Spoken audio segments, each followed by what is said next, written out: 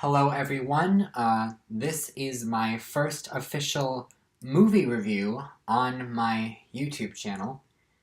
Now, basically, for those of you that don't know, I had a blog for about 6 years, and now I'm going to transition the blog section over to YouTube, and I'm going to attempt to do many of the things that I did on the blog in the video YouTube format.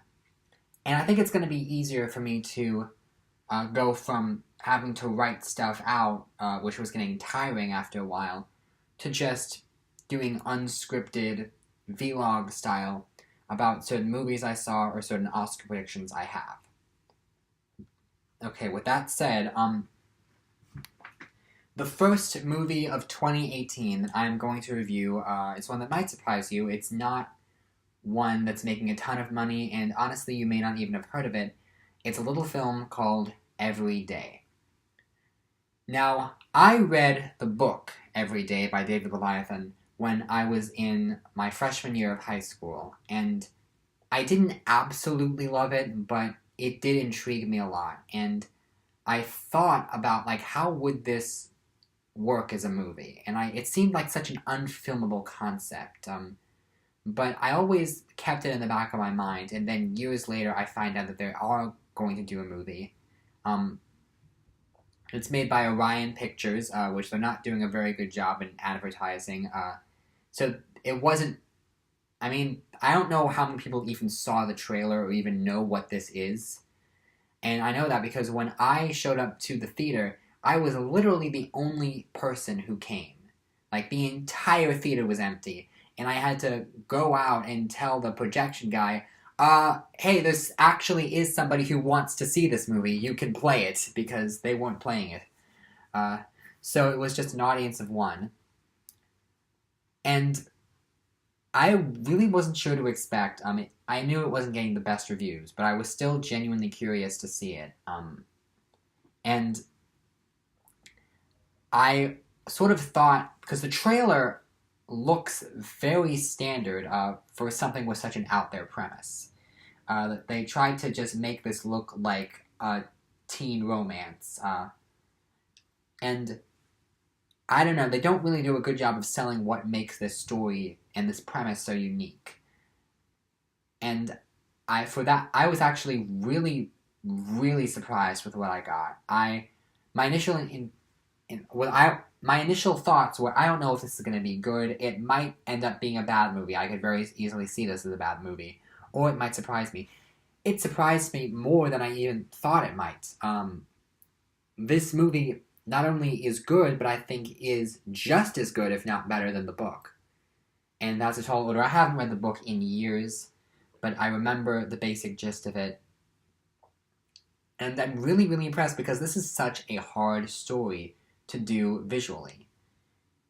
And what's interesting about it is, one, there's not a ton of effects in it. They didn't blow their budget on trying to examine how exactly A works. They didn't do that, and I think the main difference between book and movie is that they shifted the focus. Whereas the book is told from A's point of view, the movie focuses very much on Rhiannon as a character. And I love the screenplay. I was surprised when I went home. I was like, who wrote this? And it turns out it was written by, the screenplay was written by Jesse Owens, who wrote one of my favorite movies of 2015, Me and Earl and the Dying Girl. And that was a great movie. I don't think this movie is quite as good as that, but I think it's really interesting. Jesse Owens really understands the high school teenager mindset very well. So to see that reflected in this movie is very effective. And also, Jesse Owens, he also wrote the book Me and Earl and the Dying Girl, and so he can clearly write, but he has an affection for movies, and he knows how to write movies. Number one rule with movies, show, don't tell. So the opening scene of this movie, and actually the whole first act of Every Day, is very, very well written, because whereas with the book, literally the first page is A telling us exactly what their situation is. exactly how the situation goes, how the condition goes. I am A. I wake up in a different body every 24 hours. That's been happening ever since I was born. I have no control over it. And much of... So A gets it right out of the way immediately. This is what the premise is. And the movie is a little bit different. We start out with this shot of Justin's body as he sleeps. Just gets a text from Rhiannon at like exactly midnight, and then we cut to Justin waking up, and we see him go look at his phone and goes, "Hello, Justin," and then he says to his phone, "Set an alarm for 11 o'clock and another alarm for 11:50," and then over the course of the day, in A's interactions with Rhiannon, we see that A is different, but we can't. Like, if you didn't know the premise, you'd be like, well, he's acting weird. I don't know exactly what's going on, but something's off about him.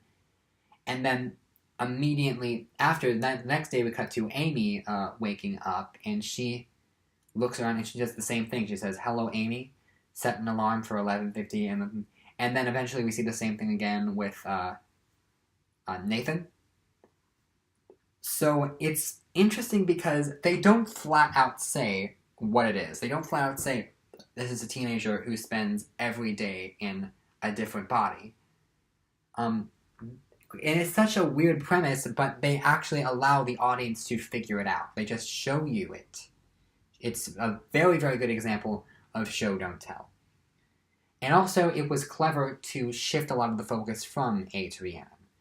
Because with A, like, A is sort of a very mysterious figure in that they're a teenager and they don't know why they're like this. But they just have to roll with the punches. And in the book, I think there's at least some of an indication that A finds others like him and A finds ways to change his condition. But from what I remember in the book, I don't think there was ever like a serious attempt to break the curse. Or maybe there was, but... Well, I don't want to get too much into spoiler territory. But once the movie really gets going, the relationships are played very well. I really love the acting. Because at first I was like, how can you do this? How can you do a story where the main character is played by like a dozen different actors? But every actor that is cast to play A is so good, and they are able to really bring out a certain key few character traits so that it all feels like one person. Like, it feels like it's the same eyes behind many, many different faces. And you can really get a sense with Justin, for example, how in that first scene you get a sense of who A is through Justice Smith's performance. But then after that, Justice Smith just plays Justin as a jerk, and very clearly not the same person that he was in the beginning. So we can see every time A possesses someone, for lack of a better term, we see how we get a very clear sense of who A is through all of these different performances. And I genuinely didn't think that was possible. But it's very, very well done. It's very well played. The actors all have great chemistry. Angry Rice is great as Rhiannon. And it's interesting to see a lot of her personal life, because it's just as much about her as it is him, as it is it, because A does not have a gender. And I'll admit, maybe it doesn't take quite as many risks as the book did. The book, I remember, went to legitimately dark places and complex and really, really made you think. But this makes you think much more than the typical teen romance does. It may not go quite there, but it's not quite as boulderized as you might think it would be. Which brings us to the ending, and I'm not going to spoil it, but that whole ending is beautifully done. I actually had problems with the ending when I first read the book, but the movie, it's very, very well done.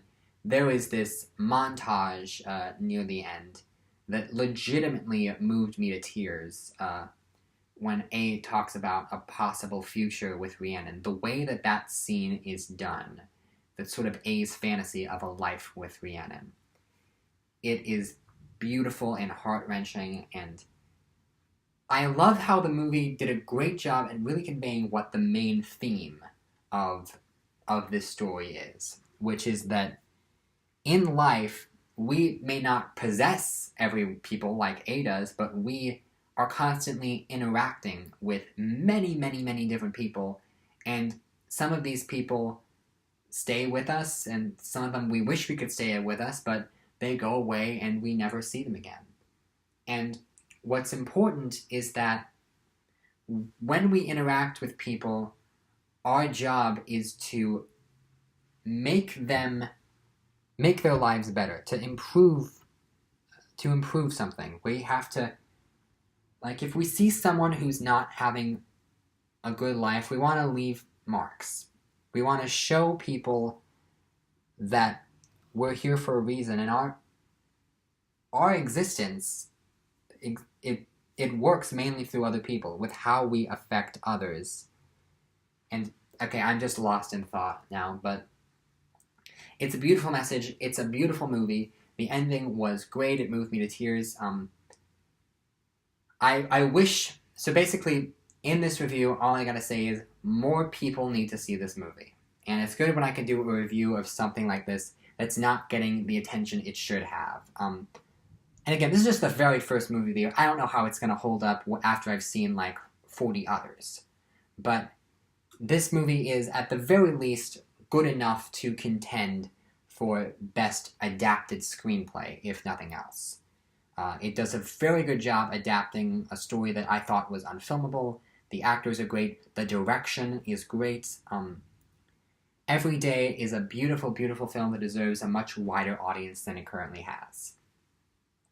So, I'm not entirely sure. I guess on the rating system I'd go 3.5 out of 4, but I am not entirely sure if I even want to continue the rating system, because honestly that might have been the part that agonized me the most. Because every film is a work of art in its own way, and every film we are going to look at from a different point of view based on our own life experiences. So Every Day, I highly recommend this film. It's not like an amazing, oh my god, this is big, but it's a really good film, and I feel it deserves more love than it's gotten. So that is my review for Every Day, and yeah, great movie. Go see it.